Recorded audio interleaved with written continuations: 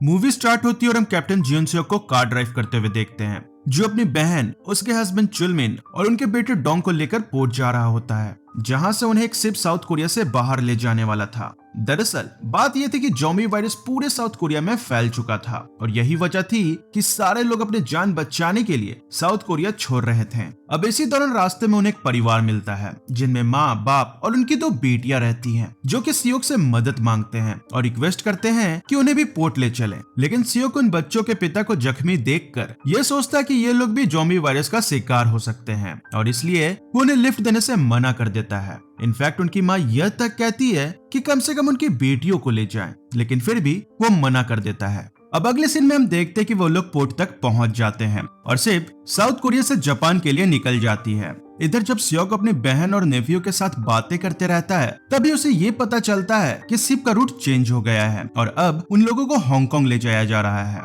ये सुनते ही सियोक तुरंत कैप्टन से रूट बदलने का कारण पूछने चला जाता है। इधर अचानक से एक पर्सन ज़ॉम्बी में बदलने लगता है और हम नोटिस करते हैं कि वहाँ पे सियोक की बहन और नेफ्यू भी मौजूद होते हैं। जैसे ही सियोक को ये बात पता चलता है तो वो तुरंत भागते हुए उनके पास जाता है, लेकिन तब तक बहुत देर हो चुकी थी और उसकी बहन को छोड़कर वहाँ सारे लोग ज़ॉम्बी वायरस का शिकार हो चुके थे। सियोक की बहन अपने बेटे को हाथ में लेकर रोने लगती है, जो कि इन्फेक्टेड हो चुका था। सियोक अपनी बहन को वहां से ले जाने की कोशिश करता है, लेकिन उसकी बहन अपने बेटे की ऐसी हालत की वजह से अंदर से टूट चुकी थी और इसलिए वो जाने से मना कर देती है। इतने में वहां पर उसकी बहन का पति चुलमिन भी आ जाता है, लेकिन सियोक फौरन से दरवाजा बंद कर देता है और चुलमिन को अंदर जाने से किसी तरह रोकता है। हम देखते हैं कि चुलमिन और सियोक की आंखों के सामने ही सियोक की बहन ज़ॉम्बीज का शिकार बन जाती है। अब हमें 4 साल बाद का सीन दिखाया जाता है, जहां सियोक और चुलमिन हांगकांग में रिफ्यूजी की तरह रह रहे होते हैं। वहाँ के लोग इन्हें पसंद नहीं करते थे क्योंकि ये लोग रिफ्यूजी थे और वहां से आए थे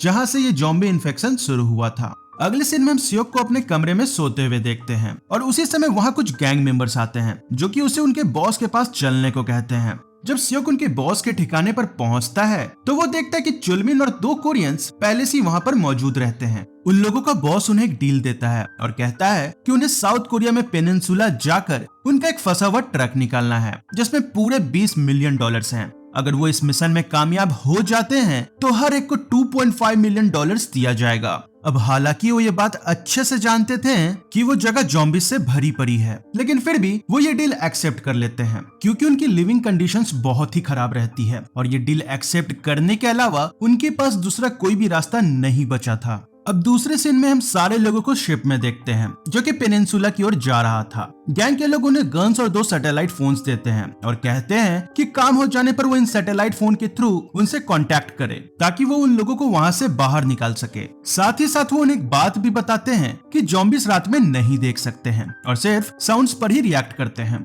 इसके बाद सियोक और बाकी सारे कोरियंस शहर की तरफ बढ़ने लगते हैं। पेनिनसुला पहुंचते ही उनमें से एक को कार मिल जाता है और वो लोग उसी कार में बैठकर ट्रक को खोजने के लिए निकल जाते हैं। इसके बाद वो लोग एक जगह पर रुकते हैं जहां उन्हें एक ट्रक दिखता है। उन लोगों को लगता है कि ये वही ट्रक है जिसमें पैसे रखे हुए हैं और सियोक यही पता करने ट्रक के पास जाता है, लेकिन अनफॉर्चुनेटली वो कोई दूसरी ट्रक रहती है। लौटते वक्त सियोक को कुछ आवाजें सुनाई देती है और तभी उसकी नजर ग्लास के एक बिल्डिंग पर जाती है जहां पर बहुत सारे ज़ॉम्बीज फंसे हुए थे। ये देखते ही वो वहां से फौरन चला जाता है क्योंकि अगर किसी कारण से वो ग्लास टूट गई तो फिर उन लोगों का ज़ॉम्बी से बचना नामुमकिन था। अब वो लोग फिर से ट्रक की तलाश में निकल जाते हैं। कुछ देर ढूंढने के बाद उन्हें एक और ट्रक मिलती है और चेक करने पर उन्हें ट्रक के अंदर से काफी पैसे मिलते हैं। वो समझ जाते हैं कि ये वही ट्रक है जिसे वो ढूंढ रहे थे। इधर जब चुलमिन ट्रक को स्टार्ट करने के लिए ड्राइवर के सीट पर जाता है तब उसे वहाँ एक लाश दिखता है और जैसे ही वो उस लाश को हटाने की कोशिश करता है तभी अचानक से वो लाश जिंदा हो जाता है और हमें समझ आता है कि वो दरअसल कोई लाश नहीं बल्कि एक ज़ॉम्बी रहता है और वो चुलमिन पर हमला कर देता है। इसी दौरान चुलमिन उस ज़ॉम्बी से बचने के चक्कर में गलती से हॉर्न प्रेस कर देता है, जिसकी आवाज पूरे शहर में गूंज जाती है। अब सियोक उस ज़ॉम्बी को तो गन से शूट करके मार देता है, लेकिन हॉर्न की आवाज से सारे ज़ॉम्बीज उन पर हमला कर देते हैं। सियोक उन ज़ॉम्बीज पर फायरिंग स्टार्ट कर देता है, लेकिन उनकी तादाद लगातार बढ़ती ही जा रही थी, इसलिए वो लोग फौरन उस ट्रक और कार में बैठकर पोर्ट की तरफ निकल जाते हैं। दूसरी तरफ वो लोग जैसे ही सैटेलाइट फोन से अपने बॉस को कॉल करने जा रहे थे कि तभी उनकी तरफ कोई फ्लेयर लॉन्च कर देता है। फ्लेयर की लाइट की वजह से सारे ज़ॉम्बीज उनकी तरफ तेजी से बढ़ने लगते हैं और ज़ॉम्बी से बचने के चक्कर में उन लोगों का एक्सीडेंट हो जाता है। अब इस एक्सीडेंट की वजह से सियोक सीधा ट्रक से बाहर जाकर गिरता है और वो देखता है कि ज़ॉम्बीज उसके साथियों पर हमला कर देते हैं। यह देखकर सियोक को लगता है कि चुलमिन भी ज़ॉम्बीज का शिकार हो गया है, लेकिन चुलमिन जिंदा रहता है और वो ज़ॉम्बीज से बचने के लिए जल्दी से उसी ट्रक के अंदर जाकर खुद को बंद कर लेता है। इधर सियोक पर एक ज़ॉम्बी हमला करने वाला ही रहता है कि तभी वहाँ एक कार अचानक से आती है और सियोक को बचा लेती है। हम नोटिस करते हैं कि उस कार में एक लड़की जिसका नाम जून था और उसकी छोटी बहन यूजिन रहती है। सियोक तुरंत उस कार में बैठ जाता है और वो लोग वहाँ से निकल जाते हैं। दूसरी तरफ हम देखते कि वो ट्रक जिसमें पैसे थे वहाँ एक गैंग पहुंच जाता है जो कि यूनिट 361 के लोग थे, जिसका लीडर हुआंग रहता है। तभी ट्रक के अंदर से सियोक की टीम का एक आदमी बाहर निकलता है जो कि ज़ॉम्बीज से बचने के लिए ड्राइवर वाले सीट पर छुप गया था। वो बेचारा उन लोगों से मदद मांगता है, लेकिन हुआंग उसे बड़ी बेरहमी से मार देता है। दरअसल दोस्तों, ये वही लोग थे जिन्होंने फ्लेयर चलाया था ताकि ज़ॉम्बीज सियोक और बाकी लोगों के पीछे पड़ जाएं। इसके बाद गैंग उस ट्रक को अपने ठिकाने पर लेकर चले जाते हैं और इधर चुलमिन को भी उनके साथ जाना पड़ता है जो कि अभी भी उस ट्रक के अंदर था। इधर जून बड़े ही शानदार तरीके से कार ड्राइव करके ज़ॉम्बी से बचते हुए आगे बढ़ने लगती है। उनकी कार एक टनल में पहुंच जाती है जो कि पूरी तरह से ज़ॉम्बी से भरी पड़ी थी। इतने में ही जून की छोटी बहन यूजिन अपनी एक रिमोट कंट्रोल टॉय कार निकालती है जिसमें लाइट्स लगे थे और वो साउंड प्रोड्यूस भी करती थी। वो उस टॉय कार को ज़ॉम्बीज की तरफ छोड़ देती है। प्लान काम करता है और सारे ज़ॉम्बीज टॉय कार के लाइट और साउंड से हरकत में आ जाते हैं और उस कार की तरफ भागने लगते हैं। इसी बीच मौका मिलती वो लोग ज़ॉम्बीज को चकमा देकर वहाँ से निकल जाते हैं। कुछ देर बाद वो अपने घर पहुंच जाते हैं जहां वो अपनी माँ मिन और ग्रैंडपा एल्डर किम के साथ रहते थे। हमें पता चलता है कि ग्रैंडपा हमेशा किसी जेन नामक सोल्जर से रेडियो पर बातें किया करते थे। दरअसल उन्हें लगता था कि आर्मी उन्हें वहां से निकाल लेगी, लेकिन असल में तो मिलिट्री सेवाएं 4 साल पहले ही बंद हो चुकी थी और ये बात उन लोगों को भी पता थी।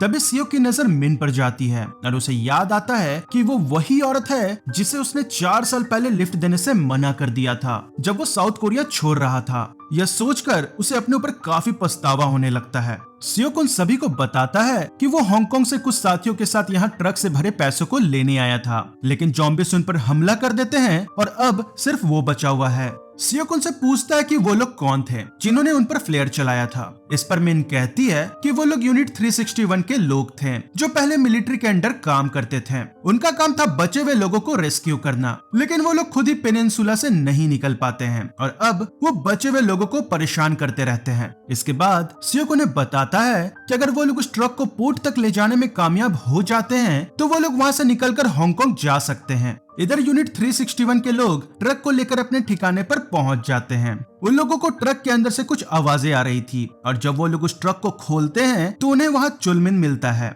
इसके बाद वो लोग चुलमिन को पकड़कर एक ज़ॉम्बी गेम शो में डाल देते हैं। अब सबके खाने की जिम्मेदारी प्राइवेट किम की थी और जब वो ट्रक को खोलता है तो उसे खाने की जगह खूब सारा पैसा दिखता है। वो ये बात जाकर कैप्टन सीओ को बता देता है और कैप्टन सीओ फौरन उस ट्रक को चेक करने के लिए जाता है और ट्रक को चेक करने पर उसे पैसों के साथ एक सैटेलाइट फोन भी मिलता है। जैसे ही वो फोन ऑन करता है उसे कॉल आता है और तब उसे पता चलता है कि असल में ये एक मिशन था। अब तक उसे समझ आ चुका था कि अगर वो ट्रक को लेकर पोर्ट तक चला जाता है तो उसे पैसे तो मिलेंगे ही साथ उसे साउथ कोरिया से बाहर भी निकाल लिया जाएगा। इसके बाद सीओ बिना किसी को बताए हुए वहां से निकलने का प्लान बनाने लगता है। इधर हम देखते हैं कि चुलमिन को यूनिट 361 के लोग एक गेम शो में डाल देते हैं जिसमें ज़ॉम्बीज और इंसानों को एक साथ छोड़ दिया जाता है और गैंग के मेंबर्स इस गेम का मजा लेते हैं। थोड़ी देर बाद सिर्फ कुछ लोग ही जिंदा बचते हैं जिसमें चुलमिन भी शामिल था। दूसरी तरफ सियोक और मिन प्लान बनाते हैं कि वो लोग यूनिट 361 के ठिकाने पर जाकर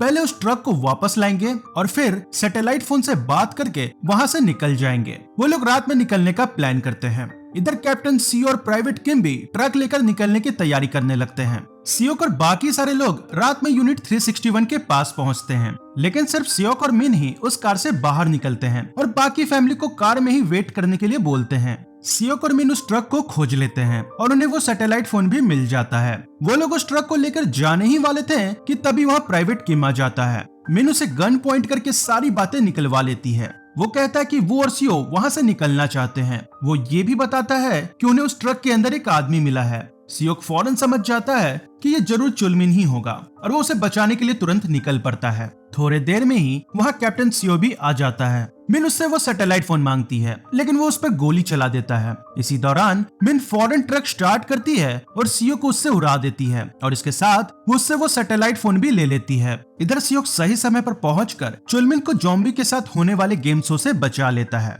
इसके बाद सियोक और यूनिट 361 के लोगों के बीच फाइट शुरू हो जाती है और इसी लड़ाई के बीच सियोक को बचाने के चक्कर में चुलमिन की जान चली जाती है। हुआंग सियोक को भी शूट करने वाला ही था कि तभी मिन वहां ट्रक लेकर पहुंच जाती है और सियोक फौरन उस ट्रक में बैठकर वहां से निकल जाता है। इधर कैप्टन सियो जैसे ही होश में आता है तो वो मिन को ट्रक ले जाते हुए देखता है, लेकिन वो उसे रोक नहीं पाता और गुस्से में आकर वो प्राइवेट किम को बिना कोई वजह के गोली मार देता है। दूसरी तरफ सियोक और मिन को जॉम्बिस घेर लेते हैं, लेकिन जून वहां सही समय पर आकर उन दोनों को बचा लेती है। अब सब मिलकर पोर्ट की तरफ बढ़ने लगते हैं। उनके पीछे हुआंग और उसके लोग भी लगे हुए थे। अब हमें बहुत ही औसम कार चेजिंग सीन दिखाई जाती है, जहां जून अपनी ड्राइविंग स्किल से एक बार फिर बहुत सारे लोगों को ठिकाने लगा देती है। इधर सियोक को एकदम से वही जगह दिखती है जो उसने पहले देखा था जब वो ट्रक ढूंढ रहा था। उसे याद आता है कि उसमें कई सारे जॉम्बिस कैद हैं और बिना देरी किए हुए उसमें कई गोलियां चलाने लगता है, जिससे उसमें क्रैक आ जाता है और देखते ही देखते सारे जॉम्बिस निकलकर हुआंग के कार पर हमला कर देते हैं और इसके साथ ही वो लोग वहीं मारे जाते हैं।